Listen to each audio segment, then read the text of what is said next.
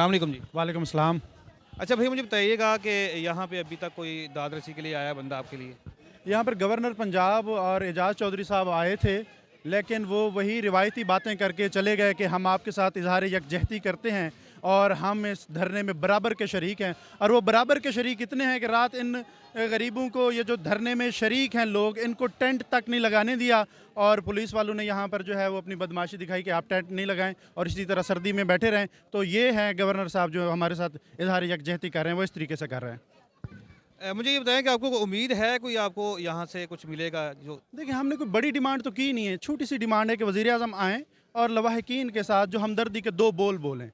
तो ये वैसे कहीं पर पूरी दुनिया में ऐसा होता नहीं है कि लोग आपको ताज़ियत के लिए बुलाएं कि आप आएँ हमारे साथ ताज़ियत करें। ये तो खुद होता है। देखिए, एक बंदा जो न्यूज़ीलैंड के वज़ीर आज़म की मिसालें देता है, वो अगर मोदी जैसा विजन रखेगा, लेकिन मोदी, और फिर अगर हम मोदी से नफ़रत करते हैं, उसके विजन से नफ़रत करते हैं, ये वज़ीर आज़म साहब और जसंडा आर्डन की मिसालें हमें देते रहे हैं इंसानियत की, वो तो एक काफिर वज़ीर आज़म हम उसे कहते हैं ना, बड़े हम मजहबी और इस्लामी बनते हैं। लेकिन वहाँ पर जब ये एक वज़ीर आज़म जो कि अपनी तकरीर का आगाज़ या का नाबुदो व इय्याका नस्तईन से करता है, तो वहाँ पर उसकी वो जो रिलीजियस थाट्स हैं वो कहाँ जाती हैं? जो मदीना की रियासत बनाने की सोच है, मदीना की रियासत, तो फिर अगर उसका हम अमली वो एक तस्वीर देखें, वो हमें न्यूजीलैंड में नज़र आई।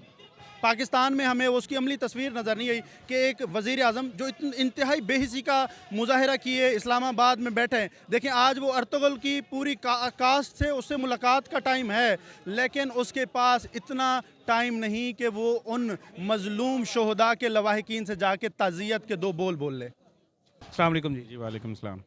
सर अभी कितने दिन हो गए आपको यहाँ बैठे हुए? यहाँ पे जो धरना है ये दूसरा दिन है। यहाँ पे इससे पहले था शिमला पहाड़ी के पास जहाँ अमेरिकन काउंसलेट है उस तरफ।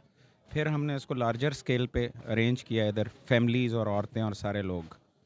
दे आर नॉट प्रोफेशनल्स, जो कि मतलब ये लोग वो लोग हैं जो कि आम मीटिंग, पब्लिक मीटिंग में भी शायद ना जाते हों। जो फैमिलीज़ आप देखेंगे दे आर प्योरली हाउस वाइफ्स और बच्चे। ये सिर्फ इसलिए आए हैं, मुझे गवर्नमेंट से कुछ उम्मीद भी नहीं है और गवर्नमेंट कुछ कर भी नहीं सकती।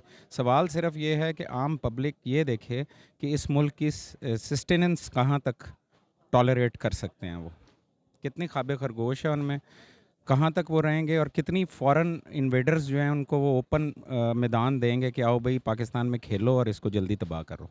अच्छा, जैसे आपने बताया अभी कि आपको कोई उम्मीद भी नहीं है, तो इसका मतलब है कि कोई यहाँ पे बंदा आपके पास पहुँचा भी नहीं होगा अभी तक? सर देखें, इसमें एक छोटा सा वाक़या है, अगर आपके पास टाइम हो, कि हज़रत इब्राहीम को जब आग में फेंक रहे थे तो वो एक परिंदा छोटा सा मुंह में एक कतरा पानी का लेके जा रहा था, तो उसे सब कहा गया कि भाई तेरी इससे जो 40 दिन की आग तो नहीं बुझेगी। उसने कहा लेकिन 2 लिस्टें बनेंगी, एक आग लगाने वालों की, एक आग बुझाने वालों की। कम अज़ कम मेरा नाम उस लिस्ट में होगा जो आग बुझाने वाले होंगे।